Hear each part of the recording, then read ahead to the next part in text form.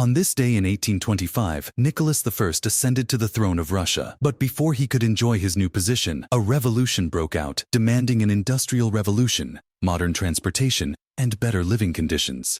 The new Tsar crushed the uprising with much bloodshed and arrested many of its leaders, the most notable being Kondraty Ryleev, who was sentenced to death by hanging. On the day of his execution, Kondraty stood on a chair, and the noose was placed around his neck. The soldier kicked the chair away to hang Kondraty, but surprisingly the rope snapped and the execution failed. At that moment, Kondraty, filled with sarcasm, said, "See, nothing good can be made in Russia, even the ropes break." The breaking of the noose was considered a bad omen for the authorities worldwide. Not just in Russia, it was often seen as a sign that the person was innocent, and many times they were pardoned. Indeed, when Tsar Nicholas I heard about the failed execution, he became furious. He went into his office and wrote a pardon for Kondraty. But before handing it over, he asked his aides, "Did Kondraty say anything after the rope broke?" They told him, "Yes," he said. "See how nothing good can be made in Russia. Even the ropes break." Upon hearing this, the Tsar tore up the pardon and said, "Then we must prove him wrong." The next morning, Kondraty was executed, and this time the rope did not break. The lesson here is that sometimes it's better to keep your mouth shut. Not every situation is the right time for speeches.